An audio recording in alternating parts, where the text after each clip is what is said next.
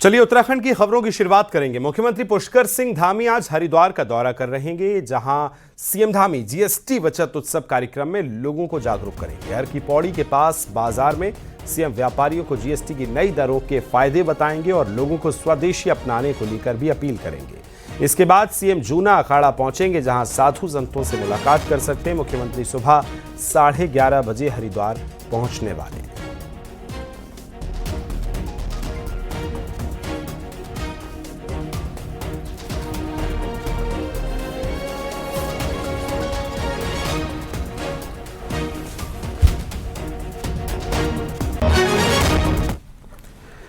खबर देहरादून से है, जहां शुक्रवार को जीएसटी बचत उत्सव को लेकर सीएम पुष्कर सिंह धामी ने पटेल नगर में व्यापारियों से मुलाकात की।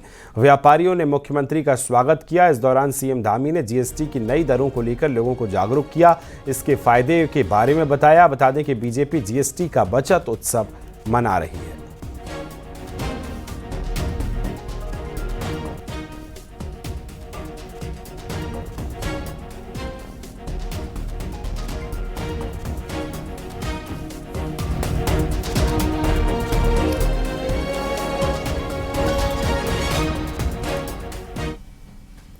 उत्तराखंड में आज छात्र संघ चुनाव हो रहे हैं। प्रदेश के विश्वविद्यालयों में और कॉलेजों में आज छात्र संघ का चुनाव है। 100 से ज्यादा कॉलेज छात्र संघ के चुनाव में हिस्सा ले रहे हैं। सुबह 9 से लेकर दोपहर 2 बजे तक वोटिंग होगी और दोपहर 3 बजे के बाद वोटों की गिनती शुरू होगी। आज ही छात्र संघ चुनाव के परिणाम भी घोषित कर दिए जाएंगे। देहरादून और हल्द्वानी के चुनावी नतीजों पर सभी की निगाहें टिकी हुई हैं।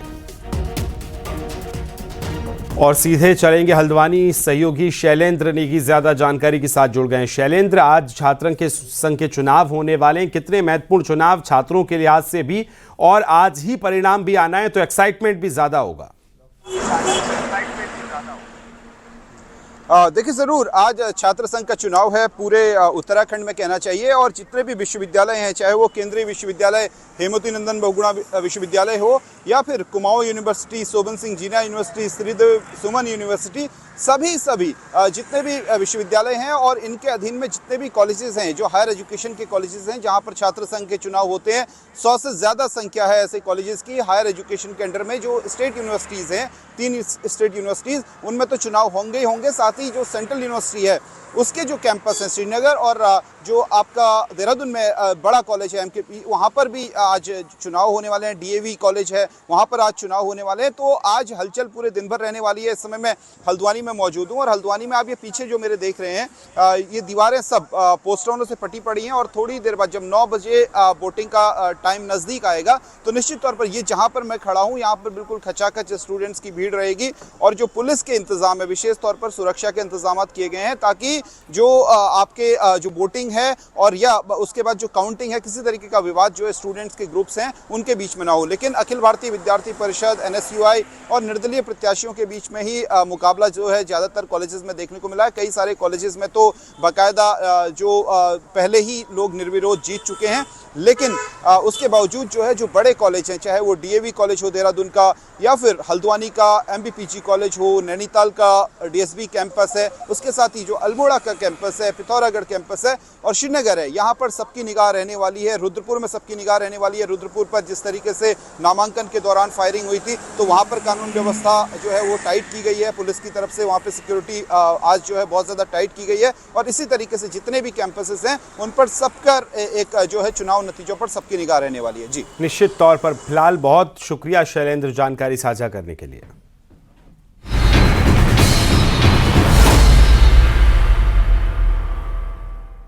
देहरादून से यूके SSSC मामले में बड़ी खबर सामने आई है, जहां जांच के लिए एसआईटी बनाई गई है। अधिकारियों से पूछताछ की गई है। एग्जाम सेंटर पर सुरक्षा का जिम्मा देख रहे अधिकारियों से पूछताछ की गई और परीक्षा के मानकों के साथ ही व्यवस्थाओं की भी जानकारी ली गई है। एसआईटी ने कर्मचारियों के रिकॉर्ड भी खंगाले हैं। सीएम धामी के आदेश के बाद जांच जो है एसआईटी गठित की गई है और जया बलूनी के नेतृत्व में एसआईटी काम कर रही है। रिटायर्ड जस्टिस बीएस वर्मा ने इस जांच का काम अब वो देखने वाले हैं।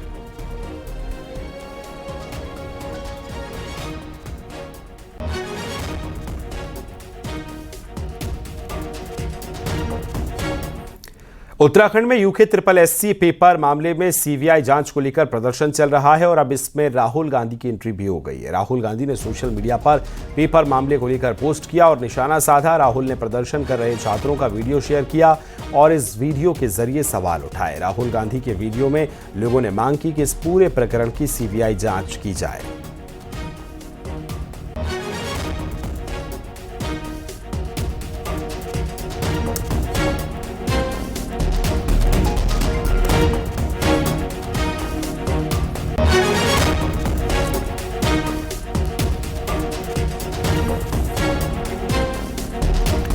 यूके ट्रिपल एससी मामले पर लोकसभा में नेता विपक्ष राहुल गांधी ने भी हमला किया, जिसके बाद बीजेपी के युवाओं को आंदोलन को कांग्रेस की साजिश करार दिया है। बीजेपी विधायक विनोद चामोली ने कहा कि पेपर चोर का नारा भी कांग्रेस का है और लिहाजा युवाओं को भी राजनीतिक षड्यंत्र से बचना होगा।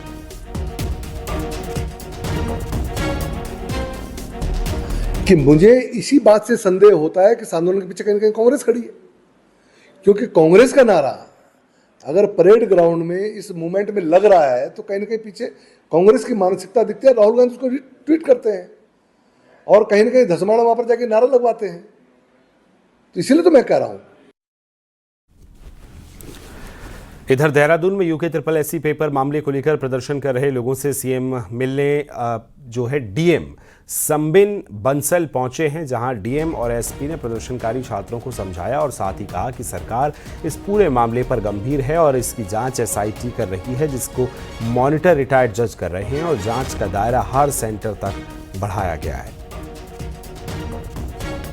अभी प्रोटेस्ट हमारे छात्र छात्राएं कर रहे हैं, उनको यही समझाने का प्रयास किया है कि जो उनकी तरफ से इनपुट था, हमारी जांच एजेंसियों की तरफ से जो भी प्रिलिमिनरी इन्वेस्टिगेशन की गई थी, उसमें ऑलरेडी जो ड्यू एक्शन था लॉ का वो लिया जा चुका है और आगे हमने सिर्फ उसी सेंटर तक कन्फाइन नहीं रखी जांच को, पूरे प्रदेश के हर एक सेंटर तक उस जांच को, उसका जो दायरा है वो बढ़ा दिया गया है। और जो हमारी एसआईटी स्पेशल टीम गठित की गई है, उनको सुपरवाइज करने के लिए as a confidence building measure के हमारा एक सेंस ऑफ फेयर प्ले दिखे, उसके लिए एक हमारे ऑनरेबल रिटायर्ड हाईकोर्ट जज को चेयरमैन भी नियुक्त किया गया है। यूके ट्रिपल एससी एग्जाम की सीबीआई जांच को लेकर कांग्रेस ने धरना दिया है, तो बात जल्द बड़े प्रदर्शन की भी हो रही है। कांग्रेस के मुताबिक बीजेपी के एजेंट स्टूडेंट्स के बीच रहकर कांग्रेस को घेर रहे हैं, तो बीजेपी ने स्टूडेंट्स के पीछे राष्ट्र विरोधी ताकतों का हाथ बताया है। इस रिपोर्ट में देखिए। यूके ट्रिपल एससी पेपर विवाद पर सियासत तेज है। शुक्रवार को कांग्रेस ने गांधी पार्क के बाहर धरना दिया तो मामले में सीबीआई जांच की मांग की। कांग्रेस ने कहा कि अगर सीबीआई जांच का आदेश नहीं हुआ तो 2 या 3 अक्टूबर को देहरादून में बड़ा प्रदर्शन होगा। इसी दौरान कांग्रेस प्रदेश अध्यक्ष ने बड़ा आरोप बीजेपी पर जड़ दिया। कांग्रेस अध्यक्ष करण माहरा ने कहा कि बीजेपी के एजेंट स्टूडेंट्स को भड़का रहे हैं और कांग्रेस पर गायब होने के सवाल उठा रहे हैं। और कांग्रेस इसलिए उस तरीके से नहीं कर रही थी क्योंकि इसको राजनीतिक ना समझे।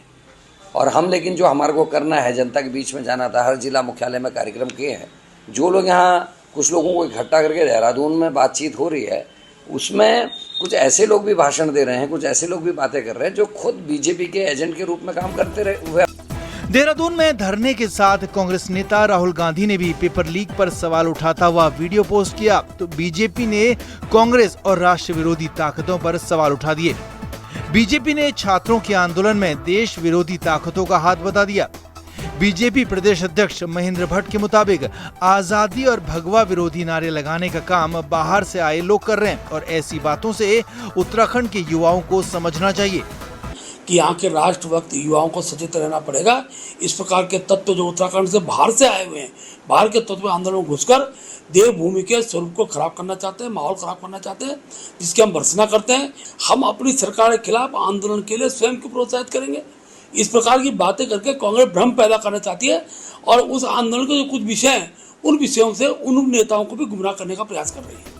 यूके ट्रिपल एससी एग्जाम पर स्टूडेंट्स धरना दे रहे हैं तो मुख्यमंत्री से लेकर अफसर जांच के बाद कड़ी कार्रवाई का भरोसा दे रहे हैं, पर धरने में लगे आजादी के नारों ने बीजेपी और कांग्रेस को आमने सामने ला खड़ा कर दिया है और बहस देशद्रोहियों तक जा पहुंची है। देहरादून से न्यूज़ 18 के लिए दीपांकर भट्ट की रिपोर्ट।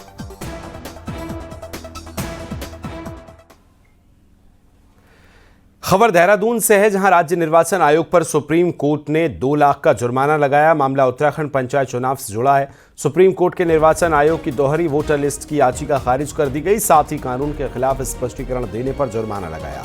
आपको बता दें कि राज्य निर्वाचन आयोग ने हाईकोर्ट के आदेश को सुप्रीम कोर्ट में चुनौती दी थी, जिसमें दोहरी मतदाता सूची पर रोक लगाई गई है।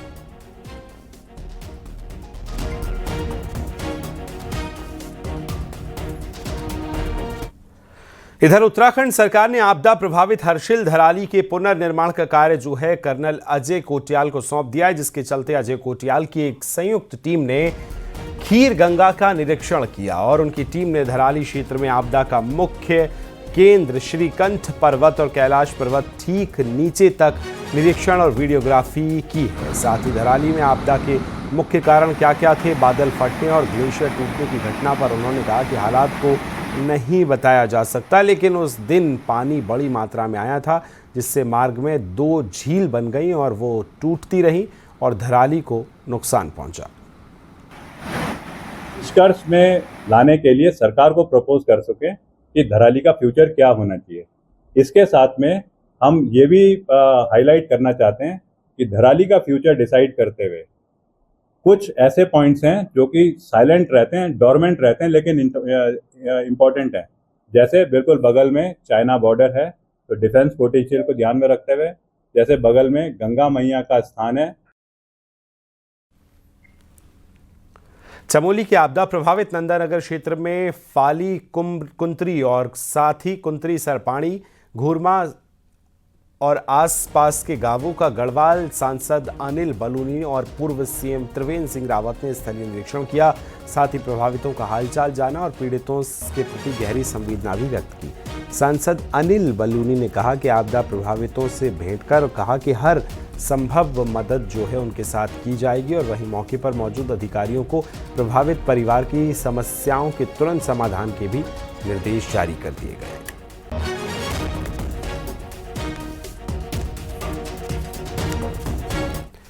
उत्तराखंड में आखिरकार मानसून की विदाई हो गई है। इस मानसून सीजन में 1412 mm बारिश होने के साथ ही 15 साल का रिकॉर्ड टूट गया। इस बार सामान्य से 22% ज्यादा बारिश हुई और अगस्त के महीने में सबसे ज्यादा परेशानी हुई। मौसम विभाग के मुताबिक अगस्त में सामान्य से 49% ज्यादा बारिश हुई, वहीं जुलाई में 16% कम बारिश दर्ज की गई थी। प्रदेश के करीब 5 जिले ऐसे हैं जहां कम बारिश हुई है, जिसमें चंपावत, पौड़ी, नैनीताल, पिथौरागढ़ और रुद्रप्रयाग शामिल है, जबकि बागेश्वर में सामान्य से 241% ज्यादा, चमोली में 89% तो टिहरी में 58% ज्यादा बारिश हुई। देहरादून में 56 और देहरादून में सामान्य 38% बारिश इस सीजन में दर्ज की गई।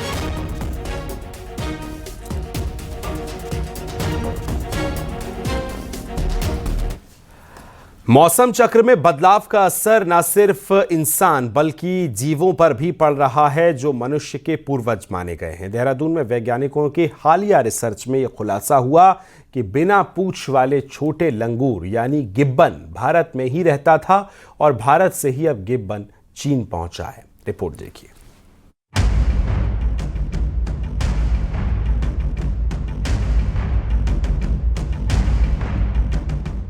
गिब्बन या लेजर एप यानी लंगूर की एक छोटी प्रजाति अब भारत से विलुप्त मानी जाती है।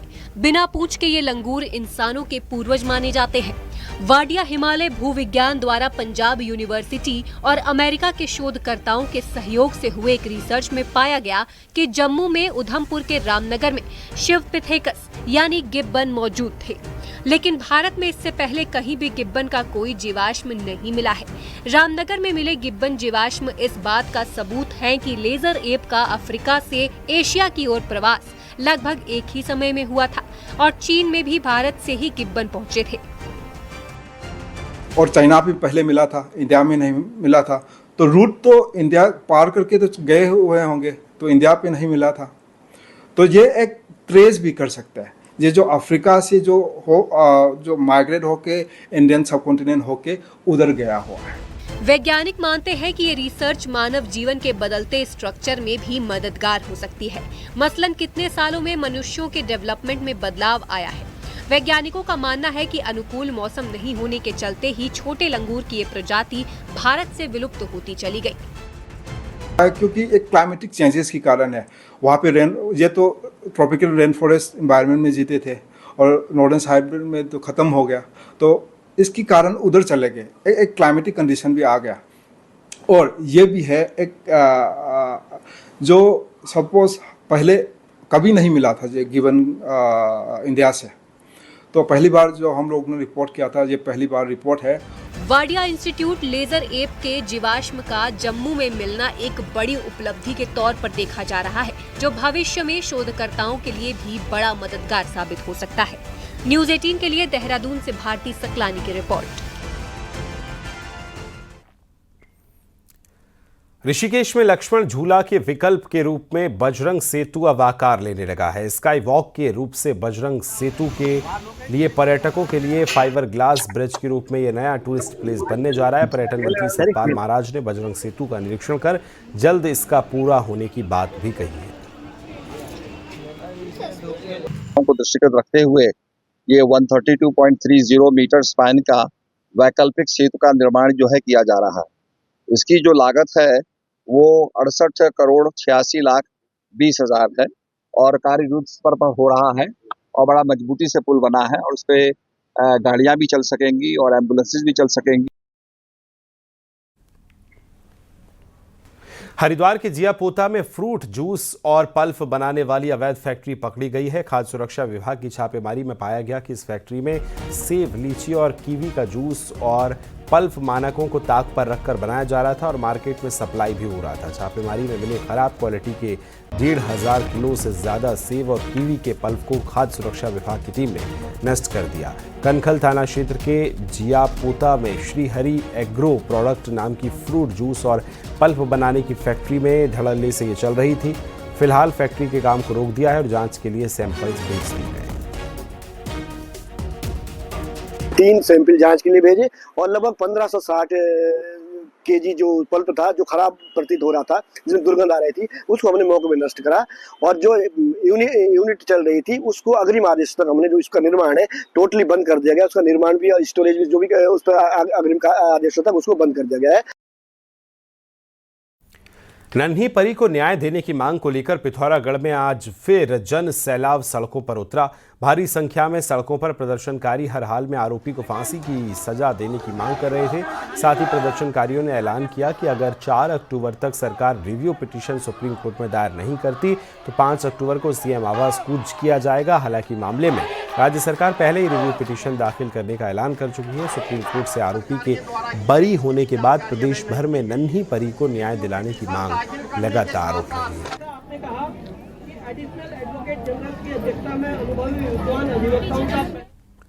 उत्तराखंड में साहसिक पर्यटन को आगे बढ़ाने के लिए लगातार काम हो रहा है। चमोली में पूर्व मुख्यमंत्री भगत सिंह कोश्यारी ने एक साइकिल रेस को हरी झंडी दिखाई। ये साइकिल रेस दुर्गम क्षेत्रों में से एक देवताल तक जाएगी, जिसमें 12 राज्यों के 200 जाबाज साइकिलिस्ट शामिल होंगे। इससे इलाके में साहसिक पर्यटन के नए रास्ते भी खुले। और आज हम लोग यहाँ से रवाना हो गए और हम कल की रेस के लिए अब रेडी हैं जाने के लिए और हम कल के लिए बहुत एक्साइटेड हैं। ये 18,000 फीट के अराउंड में है। विश्व पर्यटन दिवस के मौके पर पौड़ी में 3 दिवसीय पर्यटन कार्यक्रमों की शुरुआत हो गई है। कंडोलिया मैदान से डीएम ने कार्यालय का कार्यक्रम का शुभारंभ किया। 3 दिवसीय पर्यटन कार्यक्रम का आगाज हुआ है hot air balloon cycling rally के साथ हुआ, जिसमें बड़ी संख्या में स्कूली बच्चों और युवाओं ने हिस्सा लिया।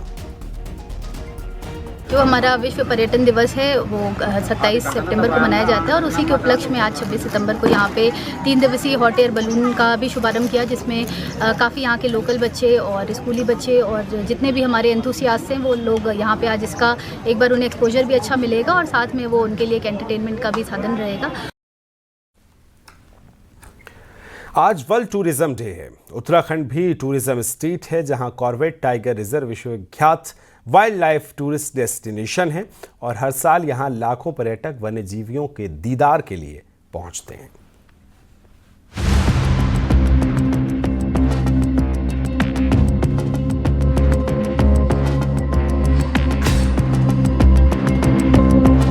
वन्य जीव पर्यटन के क्षेत्र में कॉर्बेट दुनिया में अपनी विशिष्ट पहचान रखता है। यहाँ वन्य जीवों को निहारने के लिए दुनिया भर से सैलानी पहुँचते हैं, लेकिन वाइल्ड लाइफ टूरिज्म में पर्यटकों की संख्या निर्धारित होती है, इसलिए यहाँ कई नए पर्यटन जोन भी खुल गए हैं। हालांकि टूरिस्टों की बढ़ती संख्या और कॉर्बेट जोन में निश्चित संख्या के चलते कई बार पर्यटक बिना घूमे ही वापस लौटने को मजबूर हो जाते हैं। हालांकि रिजॉर्ट्स की संख्या बढ़ने से यहाँ का टूरिज्म वेडिंग डेस्टिनेशन के तौर पर भी देखा जा रहा है। और इस बीच में इसका काफ़ी प्रभाव बढ़ा है और नए नए जोन्स भी खुले हैं सफारी के लिए, नाइट स्टेज के लिए। तो एक तरह से काफ़ी अच्छा रेवेन्यू गवर्नमेंट को मिल रहा है और साथ साथ बहुत सारे लोगों को रोजगार भी इससे मिल रहा है। लेकिन इसके लिमिटेशंस ये हैं कि एक निश्चित संख्या में ही लोग अंदर जा सकते हैं पर्यटक, और उसके अलावा जो बहुत सारे लोग पर्यटक आते हैं जो विभिन्न होटलों में रुकते हैं वो मायूस होकर वापस लौटते हैं। सब पर्यटन के लिए और पर्यटकों की वजह से खुल रहे हैं। कॉर्बेट नेशनल पार्क में एक लिमिट से टूरिस्ट जाते हैं, एक लिमिट है गाड़ियों की, पर्यटन की, पर्यटकों के जाने की। उसके अलावा जो बाहर रिजॉर्ट्स बन रहे हैं उसमें डेस्टिनेशन वेडिंग का बहुत बड़ा स्कोप है। जब से मोदी जी ने कहा है कि उत्तराखंड में आके डेस्टिनेशन वेडिंग करो, उसके बाद काफी सारी शादियां बढ़ी हैं। वहीं दूसरी ओर कॉर्बेट प्रशासन यहाँ के बढ़ते टूरिज्म को लेकर उत्साहित है। हालांकि इस बार बारिश की वजह से कई जगह सड़कें खराब हुई हैं। कॉर्बेट प्रशासन का मानना है कि 15 अक्टूबर से पर्यटन सीजन शुरू होगा, तब तक सारी तैयारी पूरी कर ली जाएगी। कॉर्बेट टाइगर रिजर्व और जो कॉर्बेट लैंडस्केप है, इसमें आने वाले ज्यादातर जो टूरिज्म है वो वाइल्ड लाइफ टूरिज्म ही है। और जो हम उम्मीद करते हैं कि हमारे जो पार्क की जो अभी रोड्स हैं, अभी मानसून के खातिर में क्षतिग्रस्त हो गई थी, लेकिन 15 अक्टूबर से जब बिजरानी जो डे विजिट शुरू होता है उससे पहले सारी तैयारियां पूर्ण कर ली जाएगी। कॉर्बेट रिजर्व वनराज की दहाड़ और गजराज की चिंगाड़ के लिए जाना जाता है। ऐसे में यहाँ बेहतर मैनेजमेंट के जरिए हो रहे इको टूरिज्म की हर ओर सराहना होती रही है। न्यूज़ 18 के लिए रामनगर से गोविंद पाटनी की रिपोर्ट। हरिद्वार के जगजीतपुर इलाके में जंगली हाथियों का घूमना अब आम हो रहा है। शुक्रवार सुबह जमालपुर कला रेलवे क्रॉसिंग पर 3 हाथियों का झुंड चहलकदमी करता नजर आया और हाथियों का झुंड रेलवे क्रॉसिंग पार कर जमालपुर कॉलोनी में घुस गया। जंगली हाथियों की आवाजाही से स्थानीय लोगों में दहशत का माहौल है और लोग वन विभाग से हाथियों की आवाजाही पर रोक लगाने की मांग कर रहे हैं।